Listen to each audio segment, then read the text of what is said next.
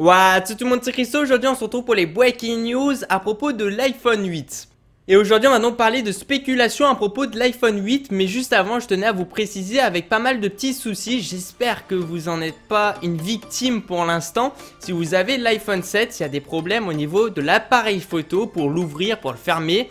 Voir l'appareil photo est complètement dysfonctionnel en ce moment avec les nouvelles mises à jour d'Apple. Et sur l'iPhone 7, il y a pas mal de personnes qui s'en plaignent et qui demandent aussi un remboursement. Donc Apple, ils ont pas mal de soucis déjà juste avec l'iPhone 7.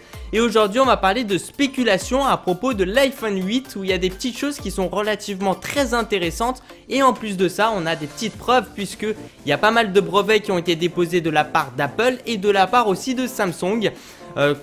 Qui contiennent tout simplement certains prototypes de smartphones qui auront la possibilité d'avoir un écran incurvé, un peu même si c'est déjà le cas du côté de Samsung, mais vraiment du côté d'Apple c'est très intéressant.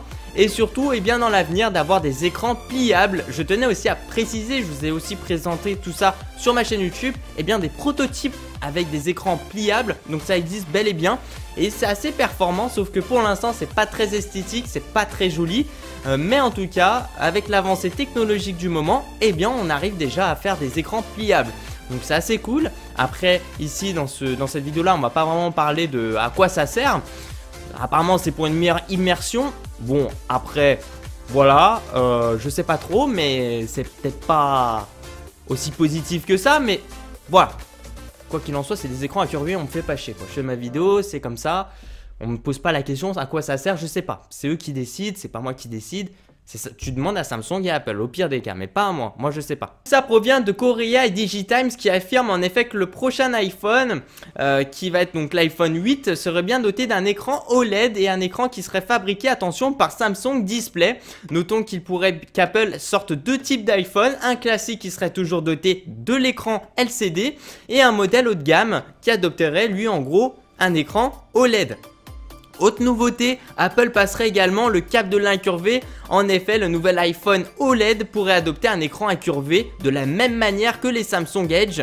iOS pourrait d'ailleurs miser sur cet aspect pour apporter de nouvelles fonctionnalités à ses utilisateurs. C'est relativement intéressant, je sais pas ce que vous en pensez, dites-moi tout ça dans la barre des commentaires d'un futur smartphone qui a un écran incurvé. Après le prix à mon avis, ça sera complètement dérisoire, ça sera super méga cher, mais voilà. Et puis comme on peut le voir aussi dans les brevets, Apple et Samsung ils veulent vraiment sortir le premier smartphone au monde, voilà, qui a vraiment toutes les fonctionnalités et tout, qui soit un écran pliable.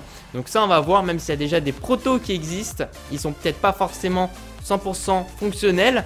Et donc ça va être ces deux gros fabricants qui vont faire une course contre la montre au niveau de ces produits là. Merci à tous les gens, merci de mettre un petit j'aime à la vidéo, ça fait super plaisir, de me suivre sur ma page Facebook personnelle aussi, tout ça c'est dans la description. Et puis je vous dis à la prochaine les gens, ciao ciao, peace out.